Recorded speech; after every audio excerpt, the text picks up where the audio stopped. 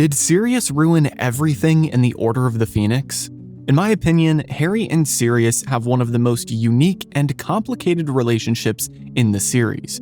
Sirius thinks of Harry not only as a son, but a replacement best friend for James, and Harry looks at Sirius as not only a father, but also a best friend. And despite Sirius being the adult in the relationship, there are several moments where Harry is the more mature of the two, with Sirius taking unnecessary risks and putting not just himself, but the entire Order of the Phoenix in danger. But this level of complexity is completely missed in the movie, as Sirius is barely involved. In fact, I think the movie removed a key plotline that has massive ripple effects throughout the rest of the story. You see, after Harry's hearing at the Ministry of Magic, the movie cuts to Sirius at King's Cross. Harry then sees a Thestral for the first time, and the gang meets Luna Lovegood. This is a very quick sequence of events in the film, and I understand that they had to cut things down for time, but they cut them down at the expense of over a dozen crazy details that I think are essential to the plot. Moments like Ron and Hermione becoming prefects, Mrs. Weasley having a complete mental breakdown at Grimmauld Place, and Sirius jeopardizing not only his own life, but the Order of the Phoenix as a whole due to one rash decision. So join me today as I uncover each addition, revision, and omission that the movie made to the original book for this set of scenes that 99% of fans completely ignore. My name is Gibby, and welcome back to episode 63 of Movies vs. Manuscripts, Harry Potter edition. Welcome back to Factor Fantasy Harry Potter, a channel where I dive deep into the books and movies and reveal cool details and lore about your favorite characters and the story as a whole. If you're new here, this is a series that I've been doing for a while on my channel, and I've already found all the changes between the books and movies for years 1 through 4 in Harry Potter. Don't worry, you don't need to go back and watch all 62 previous episodes right before this one, but if you do get to the end of today's video and you enjoyed it, then you can check out the playlist on my channel to binge all the episodes that you've missed so far. As always, I'm going to reveal every change across the 4 major categories of characters, timeline, location, and plot. But first, let's recap what happened in the movie so it's fresh on our mind for the analysis. Picking up with where we left off in the last episode, the movie cuts from Harry's hearing at the Ministry to him walking through King's Cross with Mad-Eye Moody and the rest of the Order as they make their way to platform 9 3/4. As Harry walks along, we see a dog show up and lead Harry into a room where it then transforms into Sirius Black. Moody stands guard at the door, and Sirius has a quick talk with Harry, showing him a photo of the Order from the past war. Harry sees Neville's parents as well as his own, and Sirius lets him keep the photo. After this, the movie cuts to Harry walking down platform 9 3/4, where he thinks that he sees Voldemort. But then the movie cuts abruptly again to him waking up on the train where Ron and Hermione are sitting with him. The movie then transitions to them arriving at Hogwarts and getting off the train, where Draco and his goons taunt Harry. Harry tries to attack Draco, but Ron holds him back. They then walk up to the carriages and see one pulling away with Cho Chang, who smiles at Harry. Harry smiles back and then turns around to see a Thestral for the first time. He asks the others what it is, but no one else can see it. No one except Luna, who is already on that specific carriage. The others join her as she reads the Quibbler upside down, and Neville is with them as well at this point, holding onto a funny-looking cactus plant. Hermione introduces Luna as Loony Lovegood on accident, and then tries to cover up her mistake by complimenting Luna's necklace. Luna says it's a charm that helps keep away the Nargles, and with that, the carriage gets pulled off to the castle, and our scenes for this episode end. It might not seem like a lot, but per usual with this book, which is the largest of the whole series by the way, there's a lot that the movie couldn't include. So let's start things off by going over our first 3 categories of characters, timeline, and location. First up for characters, there are technically a lot who are mentioned but ignored in the movie. Or perhaps the movie shows them, but the book actually includes speaking parts or something more important. There are too many for me to name one by one, so I've just listed them all on screen for you to pause and read if you want. The only notable characters that I'll mention from this list are Fred, George, and Ginny Weasley, and then Lupin, Tonks, Kingsley, and Mundungus Fletcher. Even if we see some of these characters in the movie, they have way more involved roles in these chapters. A lot of the other names you see in the list are mainly just mentioned by name, perhaps as other students or other members of the Order. Anyway, moving on to timeline, we need to address that technically Harry's hearing at the Ministry was on August 12th, and the Hogwarts Express doesn't leave until September 1st, of course, so as you can see, there are a couple of weeks of downtime that are unaccounted for in the movie. but we read about them in the books. Don't worry, I'll tell you all about that missing time in our plot changes. For now though, we need to move on to location, which as you might have guessed, only includes one deviation, and that is the omission of Grimmauld Place. Obviously, since they skipped straight from the Ministry to King's Cross, we're missing Grimmauld Place where everyone was staying during those 2 weeks in between. Also, I'll mention that although we do see Harry, Ron, and Hermione on the Hogwarts Express, most of the stuff in the book happens inside of the train. It all got cut or moved for the movie though. So it's not that this location is missing entirely because we obviously do see it, but rather they just removed a lot of the moments that happened inside this location. But again, keep an eye out for that in the plot section. Before we can move on to the plot though, I need to give my usual disclaimer that I can't go word for word through the dialogue, because that would take forever, and a movie is never 100% accurate to the book in that regard. It would just be impossible. So if you're wanting to relive these moments for yourself in full and follow along with me as I do this series, then I highly suggest you get the audiobooks on Audible. And guess what? By using my link in the description, you can start your free trial today, which comes with one free audiobook of your choice. It's easy to sign up and you can cancel at any time. Plus, it supports the channel without you ever spending a dime, so it's a win-win. And speaking of supporting the channel, I want to give a shout out to Jason, Joshua, Timothy, RoboSteve, Drix, Andy, Maha, and the rest of my incredible Patreon and YouTube members who help make these videos possible every month. You guys keep me going, and I'm so thankful for your ongoing support. Now, with that being said, let's dive into the plot changes. To start things off today, we're actually picking up a few pages into Chapter 9, which is titled The Woes of Mrs. Weasley. We're skipping a few pages because if you remember in the last episode, we already discussed Harry exiting his hearing and running into Lucius Malfoy, which is how the chapter begins. But then things cut abruptly back to Grimmauld Place, which is our first omission. Technically, I could put all of these under one massive umbrella change and just title it Things the Movie Skipped by Going Directly to King's Cross, but to help us actually dig into the details, we're gonna separate these out. The first missing detail is one that I find incredibly important, and that is the fact that Ron and Hermione become prefects. I'm not sure why the movie just decided to completely skip over this crucial point, because in the book, it is something that pops up over and over again as a key part of the plot. Anyway, we read that when Harry got home from the hearing, everyone celebrated and congratulated him about getting off of his charges. Fred, George, and Ginny even danced around chanting, "He got off." The book then skips around a few days, noting that everyone at Grimmauld Place seemed considerably happier now that the weight of Harry's potential expulsion had been lifted.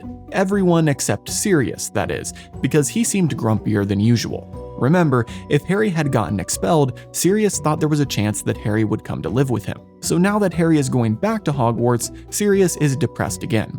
Hermione says that this is unfair, and Harry fights back saying that she's got it all wrong, but she insists that Sirius was secretly hoping he and Harry could be outcasts together. We then read about the following days as Harry got more and more excited to return to Hogwarts, and that living at the headquarters of the Order was not nearly as exciting as he assumed it would be.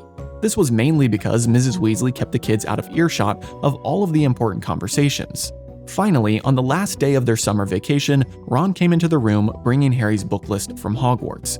They noticed a couple new books required for Defense Against the Dark Arts, and Fred and George apparated into their room to discuss who could be the new teacher. Fred and George reveal that they overheard their parents talking a few weeks back about how Dumbledore was struggling to find a teacher for the role, so obviously he's found someone now. But before they can continue discussing this, Fred, George, and Harry look over at Ron, who is standing very still with his mouth open, looking at his letter from Hogwarts. And sure enough, they find out that Ron has been selected as the boys' prefect for Gryffindor. Fred and George are upset and astonished, looking at Harry and telling him that they assumed he was a shoo-in for the role. Ron then handed his prefect's badge to Harry, almost to confirm that this wasn't a dream, and unfortunately, right at that moment, Hermione came running into the room, and after spotting the badge in Harry's hand, she shrieked in excitement, saying that she knew Harry would get it. As you can imagine, this didn't make Ron all that happy, as Harry handed the badge back to him, and he told Hermione that it wasn't him, but Ron who was selected as prefect. Shortly after, Mrs. Weasley comes in, realizes Ron is a prefect, and also freaks out. She is so happy that Ron is following in the footsteps of his older brothers, not the twins, and she says that he can get a gift. Ron asks for a new broom, and sure enough, he gets one, which is just about the only new thing that he's ever gotten in his life. And on top of this, Mrs. Weasley says that they'll celebrate that night at dinner with the rest of the Order. Now, why did I go into so much detail explaining all of this? Well, because there are several important implications to take away from this moment that the movie totally ignored. First, Harry is actually quite jealous of Ron. This is the first time that Harry is getting a taste of his own medicine, and experiencing what Ron has felt like being Harry Potter's best friend. Instead of Harry getting the new cool thing or all of the attention, Ron is getting it. But this is just normal teenage boy jealousy, and he gets over it pretty quickly. Really, the bigger issue is that Harry is confused why Dumbledore didn't pick him.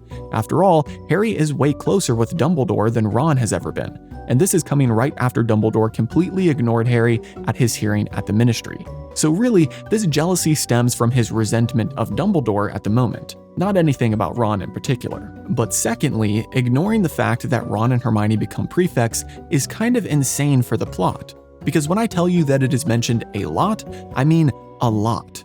It's nearly every chapter that something relating to the prefects is brought up, whether it's the next chapter when they realize that Malfoy is a prefect, or when Hermione is threatening to punish Fred and George for their pranks, or anything else. It's such an integral part of their school life that I kind of am shocked the movie didn't include it. But I guess they thought that it would have just taken up too much time to add this detail. Anyway, I mentioned other changes as well, so I better move on before I rant about prefects for the whole video. The next important thing we missed during this time is their dinner to celebrate that night. Specifically, Mrs. Weasley confirms with Moody that the creature in the drawing room desk upstairs is just a boggart. This was a creature that they were waiting to get rid of just in case it was something more dangerous. But Moody uses his magical eye to look through the floor and see that it is indeed a boggart in the writing desk. Tuck that away because we'll come back to it in just a moment. But another thing I wanted to mention from the dinner, which is just a funny aside, is that Harry goes over to Fred and George talking to Mundungus in the corner, and Mundungus is trying to sell them some venomous tentacula seeds at a high price. These are obviously stolen, so they're trying to keep it hush-hush, and Harry helps the twins get a better deal on it by hinting that Moody might look over at any moment and catch Dung holding the stolen goods. So, trying to get rid of the contraband as soon as possible, Mundungus agrees to the twins' lower price and hands them the goods. Our next omission also comes during this dinner, but I'm separating it because it's actually something that we see in the movie, and it is the photo that Sirius shows Harry. Well, in the book, Sirius isn't the one who shows Harry. It's actually Moody who pulls him aside and shows him the photo, telling Harry about the gruesome deaths of almost everyone shown. This is the complete opposite vibe of the movie. It's quite depressing, and Harry even gets a sick feeling in his stomach as he imagines the horrible ends those people met and how they're now entering into another war against the same villain. And finally, to wrap up the night, we have another change as Harry heads up to bed after dinner. He overhears Mrs. Weasley crying in the drawing room and opens the door to find her on the floor staring at the dead bodies of her family as the boggart cycles through Ron, Fred, George, Harry, and everyone else she loves, dead on the floor. Harry tries to snap her out of it and tell her it's not real, and Lupin and Sirius come running up as well. Lupin gets rid of the boggart, and then Mrs. Weasley cries into his shoulder as she admits that she is terrified someone will die, saying that the odds everyone makes it through this war alive are near impossible. And on that depressing note, we're finally up to date with the movie scenes, as the next day is September 1st. Well, technically, we're not totally up to date because our next change is the fact that their journey from Grimmauld Place to King's Cross is also omitted. Harry wakes up after having nightmares all night, and Ron tells him to hurry up or else they'll miss the train. Mrs. Weasley can be heard screaming through the halls at the twins, who accidentally knock Ginny down 2 flights of stairs with their bewitched luggage. They're also delayed because Sturgis Podmore, a member of the Order, hasn't shown up yet despite him being a part of their guard. This is actually important because later in the book we learn that Sturgis Podmore had been put under the Imperius Curse by none other than Lucius Malfoy, the same day as Harry's hearing.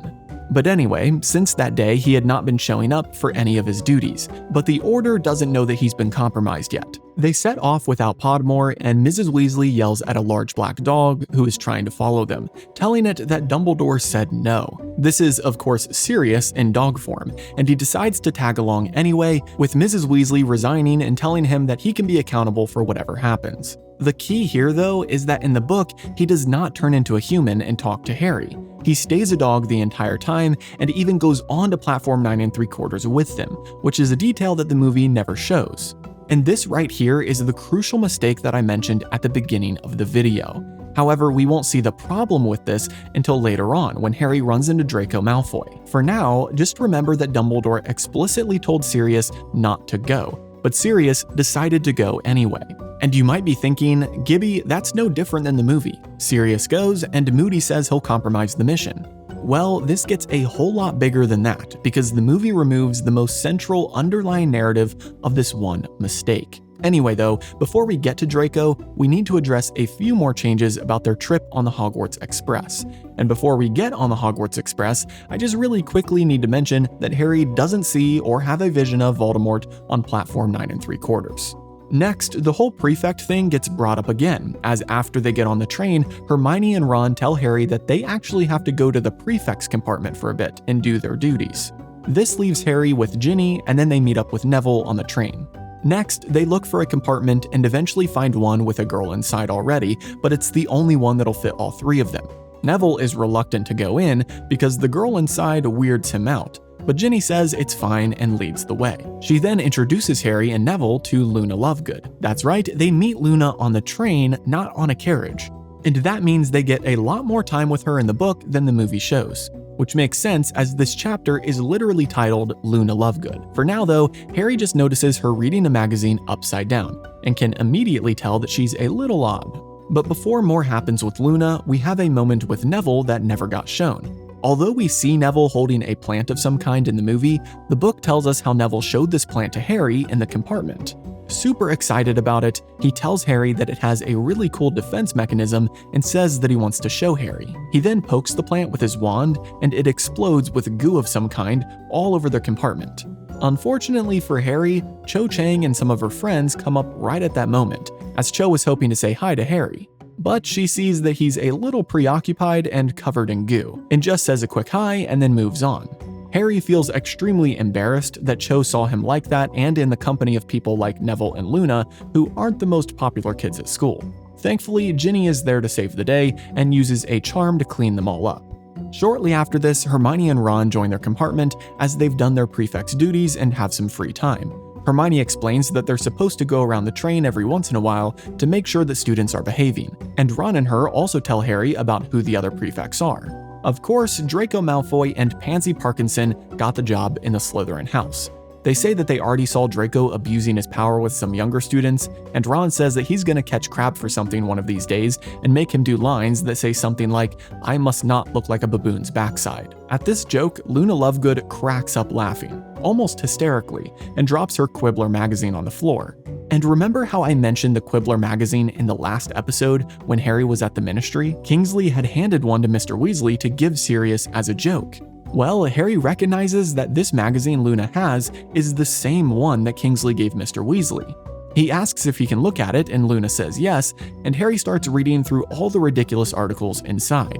He sees headlines like "Corruption in the Quidditch League," "Secrets of Ancient Runes Revealed," and "How Far Will Fudge Go to Gain Gringotts?" But the funniest of all is an article titled "Sirius, Black as He's Painted, Notorious Mass Murderer, or Innocent Singing Sensation."